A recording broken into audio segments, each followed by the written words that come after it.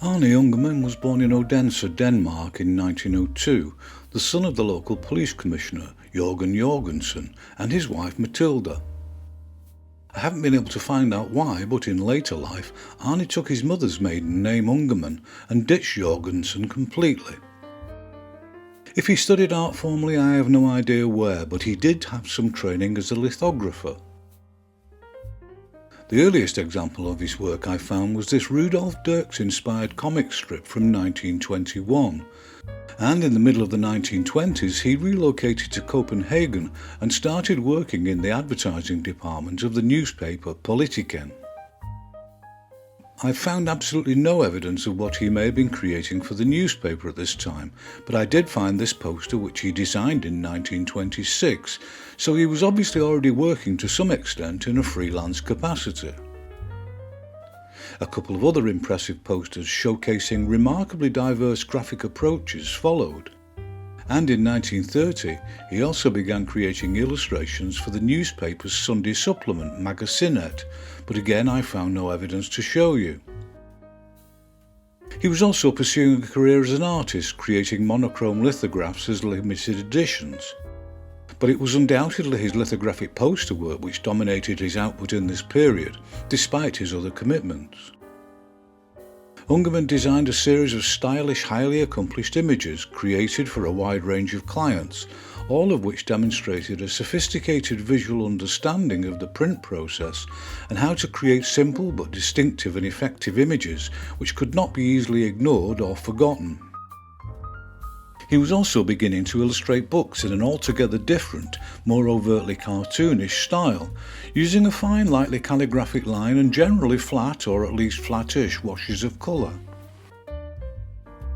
But in 1932 he demonstrated even more versatility with his illustrated cover and interior pages for George's Wheel, a book about technological progress, which was an unusual blend of drawn content with photo montage. In 1935 he was asked to create a comic strip for adults to appear weekly in the Magasinet supplement. The result, which Ungermann both wrote and drew, was Hanne Hansen, a lightly amusing soap opera about a young maid and the family she worked for. It seems that at the time it was fairly common for the Danish middle classes to employ a maid to perform household chores, and Ungermann's endearing protagonist and loosely drawn expressive pen style immediately struck a chord with the supplement's readership. I finally found at least one example of his other work for the magazine from this period too, but again the bulk of the visual evidence came from his ongoing poster design work, apparently no two ever looking the same, which continued to appear on walls throughout Denmark. In 1940 he illustrated an edition of Voltaire's novel Candide, for which I could only find minimal evidence. But what little there was indicates his gestural pen and ink drawings visualised the text of this satirical and occasionally farcical narrative with obvious enthusiasm. And in that year he also started to create monochrome covers for the magazine Wild Veed, for which I only found this solitary example. Unfortunately, it was also in 1940 that despite declaring itself to be neutral in World War II, Denmark was occupied by German forces, who obviously didn't get the memo. And in 1942 Ungermann created this striking poster urging Danish citizens to protect themselves from falling bombs from Allied planes intended to knock out German strongholds, but frequently inaccurately. Other than this reference to the occupation, Ungermann confined himself to posters on less vital but socially aware topics, using his expected graphic prowess. And this and his other illustration work kept Ungermann creatively active and largely ignored by the German occupiers for the duration of the war. Most significantly, it was also in 1942 that he illustrated the children's book Palais Alone in the World, written by Jens Sigsgaard. This rather unsettling story of a young boy who wakes up one day to find he is the only person in the world instantly captured the imagination of young readers. And the visual support provided by Ungermann's sweetly melancholic vignetted illustrations made for a perfect blend of written and visual narrative. The The book was a popular and enduring success which has been translated into many other languages, and it's still in print with Ungermann's illustrations to this day.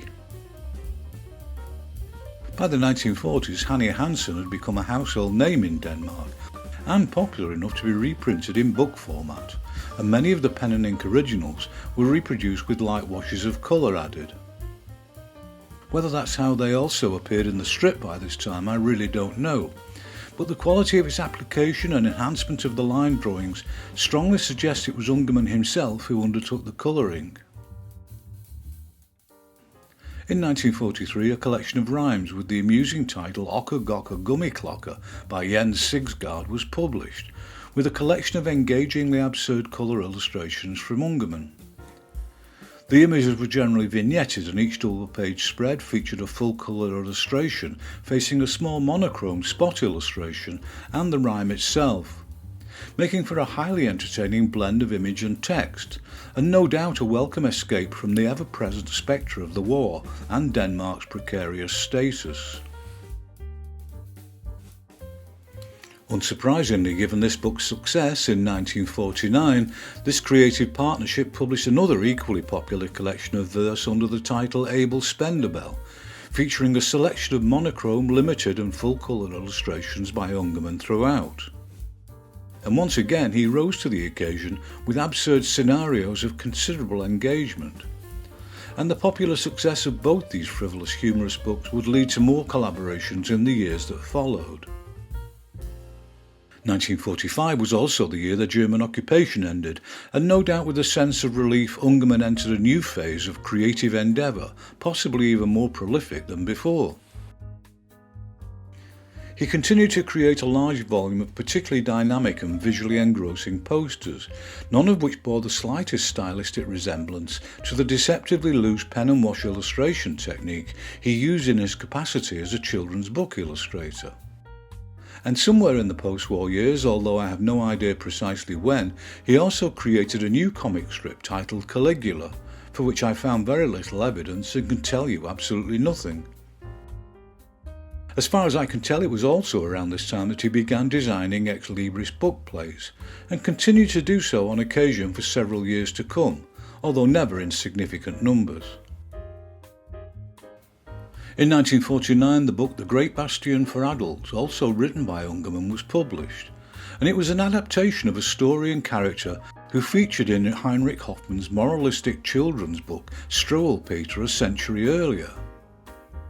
But in this reimagined edition, the miscreant children of the original verses were replaced with a collection of unfortunate adults whose supposedly sinful transgressions are punished by the emaciated wizard character to playfully satirise elements of contemporary behaviour. The same year saw the publication of Lottie's Transformation, a children's story in which a young girl grows to giant proportions with engagingly comical results. Despite all his involvement illustrating and even occasionally writing books, and of course his ongoing comic strip and other magazine work, he somehow managed to be every bit as prolific with the production of posters as he had always been. And among the many he was creating around the turn of the decade was this particularly striking and plausible pastiche of the Art Deco posters of A.M. Cassandra, who Ungermann greatly admired. And in 1949 he also created humorous and particularly distinctively styled, supernaturally themed images, which were part of an advertising campaign to announce and promote the publication of a new edition of the Salmonson Danish lexicon. A year later he published the comically titled story of 4 children, a cat and a cranky vanky, and used the same textural technique to great effect. This was an adaptation of Edward Lear's The 4 Little Children Who Went Around the World, originally published in 1871. Being the work of Lear, this was, as you would expect, a gloriously surreal tale, which undoubtedly brought out the best from Ungermann, and every one of the full-colour pages featured engrossing, unfathomable juxtapositions, which couldn't fail to delight small children, and some not so small ones too. And the relish with which Ungermann created these highly entertaining images was obvious to see in the illustrations. Of course, he was still producing yet more poster designs as the 40s turned to the 50s, and his predisposition for visual variety and occasional surreal humour hadn't diminished. In 1952 he published an edition of Hans Andersen's tales, but the only story I could find usable pictures from was the tinderbox, and why others aren't to be found I couldn't say. This is as odd as it is frustrating, but the remarkable pictorial qualities of these intensely hatched, captivating pen drawings compensates at least to some extent for the absence of more. Evidence of his work in all areas seems to be comparatively thinner on the ground during the 1950s. He continued to create strikingly diverse posters for a wide range of clients, including his employers at Politiken. And I found tantalising evidence of covers for 2 books in this period, neither of which I could find more for. In 1958 the last instalment of the Hanny Hansen strip was published, as by this point it had become somewhat anachronistic. Nevertheless, the strip had been intensely popular for a very respectable quarter of a century. In the same year he published a collection of rhymes by Halfdan Rasmussen, and not much later Ungermann returned to the writing of Rasmussen when he designed a collection of agreeably odd and amusing covers for a collection of books, all of which featured images of a man on a horse created using only 2 colours. In the early 1960s he also produced another couple of posters, which strangely appear to have been his last, and even found another pleasing colour image from Magasinet from this time. But his next book project didn't appear until 1967 in the form of Teddy Bear's Space Travel, yet another collaboration with Jens Sigsgaard. It was drawn and coloured with what was by now his trademark pen and watercolour wash technique, and it featured a series of charming, fanciful double-page spreads. With his poster design apparently now abandoned, Ungermann devoted his time increasingly to children's books, and another by this highly successful creative partnership, Katinka and the Doll Carriage, was published 2 years later, and it was another significant popular success. On occasion, Ungermann also wrote the books he illustrated, and among them was 1969's more than usually absurd story When the Sun Was Charred, with a series of imaginative double-page spreads incorporating the handwritten text. Mother's Blanket, another piece of narrative whimsy, this time written by Thurga Birkeland, was published a year later, and now virtually exclusively an illustrator of books, he followed this in 1971 with another of his own narratives, Backvander the Country, using precisely the same approach with similar success. After the Memory, which he also wrote, was published in 1972, with a collection of quite melancholic, occasionally sinister monochrome pen drawings, which also featured more densely hatched linear work than he had been creating in recent years. And in the early 1970s, his images were merchandised as decorative plates, which have proven to be enduringly popular, in Denmark at least. By this point he was in his mid-70s, but from 1978 onwards he created a large number of humorous colour vignettes, which were used in a TV programme titled Matador.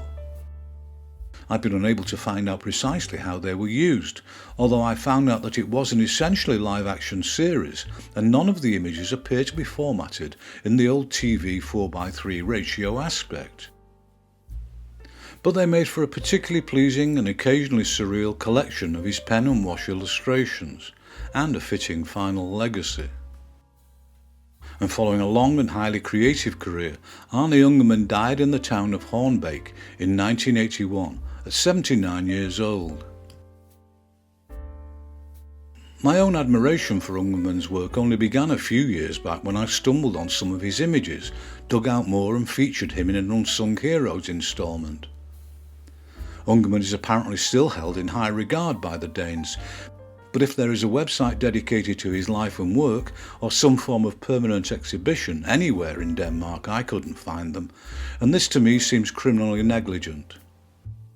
But I remind myself that in the end it's the work that matters most, and I'm pleased to have been able to find and show the amount I have in an attempt to do him justice.